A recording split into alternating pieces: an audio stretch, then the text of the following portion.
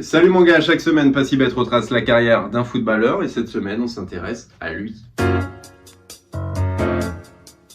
Tu l'as reconnu, c'est la légende d'Arsenal. Il fête ses 51 ans ce dimanche. Allez, pour fêter ça, voici les meilleurs moments de sa carrière. It was an animal. No joke, and that's why he was Dennis Bergkamp. Pour Thierry Henry, c'est tout simplement le meilleur joueur avec lequel il a joué. Étonnant, sachant qu'il a quand même évolué avec Lionel Messi, Samuel Eto'o, Ronaldinho ou encore Zidane. Dennis Bergkamp est né à Amsterdam, ses parents lui donnent ce prénom en l'honneur de l'attaquant écossais Dennis Lawn. Lui est fan de Glenn Hoddle, il adore son toucher de balle et à l'âge de 11 ans, il rejoint le centre de formation de l'Ajax d'Amsterdam. Et c'est la légende Johan Cruyff qui va l'intégrer dans l'équipe première à l'âge de 17 ans, c'est lors de la saison 86-87, une saison où l'Ajax d'Amsterdam va remporter la Coupe d'Europe des vainqueurs de coupe. Dennis Bergkamp va vite s'intégrer à cet effectif, va empiler les buts, les titres et les distinctions personnelles, va rester 6 ans, va jouer 200 matchs, claquer plus de 120 buts, terminer 2 fois meilleur buteur du championnat des Pays-Bas et lors des 3 dernières saisons, il va claquer 25, 24 et 26 buts.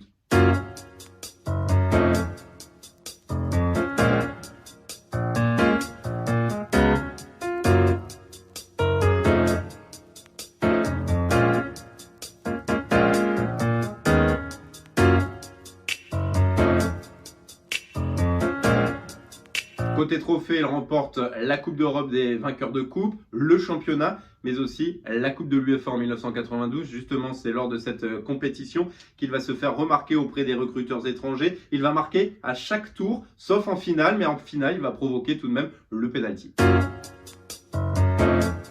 Dennis Bergkamp découvre également la sélection des Pays-Bas, marque son premier but en 90 face à la Grèce. Participe à l'Euro 92, atteint les demi-finales où il marquera un but mais sera éliminé face au futur vainqueur, le Danemark, au tir au but et il terminera co-meilleur buteur de cette compétition. C'est l'heure du départ, il fait ses valises direction la Serie A, c'est le meilleur championnat du monde à l'époque et il rejoint l'Inter après avoir hésité avec la Juventus. Son passage en Italie va être compliqué, il va marquer seulement 8 buts lors de la première saison en Serie A, par contre il brille en Europe, il gagne la Coupe de l'UEFA et termine meilleur buteur de cette compétition.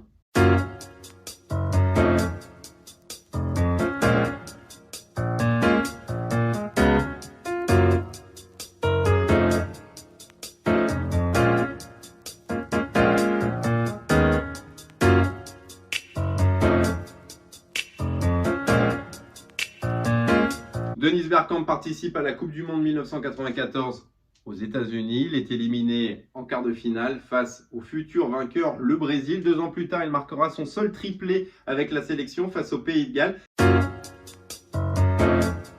Et il participera également à l'Euro 96, éliminé en quart de finale face à la France. Dennis Bergkamp a une phobie, l'avion. Cette peur est apparue en 1994 aux États-Unis. Une alerte à la bombe va lui rappeler un crash d'un avion surinamo-hollandais de 1989. Depuis, il ne veut plus du tout prendre l'avion. Pour les déplacements à l'étranger, il quitte ses coéquipiers 2 jours avant et il les rejoint soit en train ou en voiture. Et quand c'est trop loin, il déclare forfait. Il a hérité du surnom de Hollandais non-volant. En club, il est poussé vers la sortie et direction la Première Ligue. Arsenal, dans son contrat, il insère une clause stipulant qu'il ne doit pas être forcé à prendre l'avion. La première année va être compliquée, mais l'arrivée de Arsène Wenger en 96 va changer la donne. Dennis Bergkamp change de poste, il n'est plus attaquant, mais milieu offensif assez libre. Il va délivrer caviar sur caviar et son toucher de balle va faire des merveilles. Dennis Bergkamp fait le doublé Coupe Championnat en 1998, claque 22 buts, délivre 14 passes décisives. Il est tout simplement élu meilleur joueur de Première Ligue.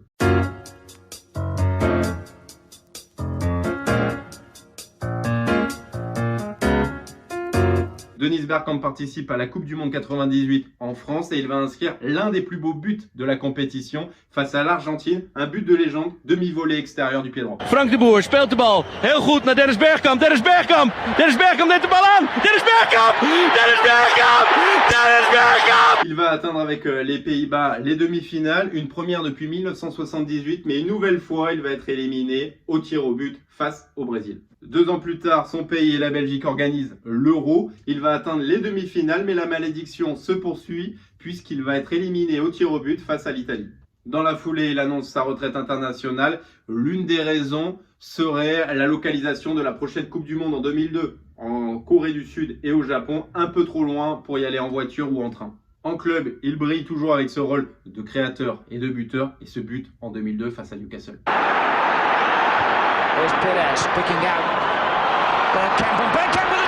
Allez, on se fait plaisir, on le remet. Pour fêter les 25 ans de la Première Ligue, la BBC avait organisé un vote et il a été élu le plus beau but de l'histoire. Cette année-là, il réalise une nouvelle fois le doublé Coupe Championnat et inscrit son 100e but face à Oxford United.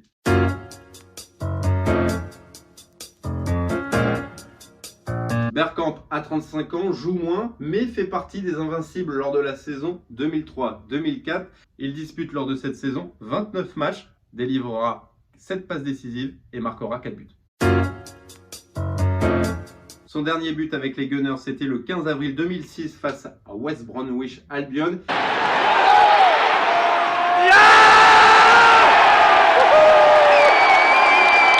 Il vit la finale de Ligue des Champions face à Barcelone sur le banc au Stade de France et son jubilé, son dernier match, sera pour l'inauguration de l'Emirates Stadium le 22 juillet 2006. C'était Arsenal face à l'Ajax. Que retient-on de Dennis Bergkamp ? Son élégance, sa finesse, sa technique, sa finition. Il n'a pas remporté de Coupe du Monde ni de Ligue des Champions, mais il reste une légende, rien qu'avec ses buts, mais aussi une légende d'Arsenal. Il a maintenant sa statue à l'entrée du stade. Une chose est sûre, ce genre de profil se fait de plus en plus rare aujourd'hui. Voilà mon gars, c'était l'histoire de Dennis Bergkamp. N'hésite pas à commenter, liker, partager, à proposer d'autres joueurs. Et puis surtout, appuie sur la petite clochette pour avoir les notifications. Et abonne-toi, pas si bête.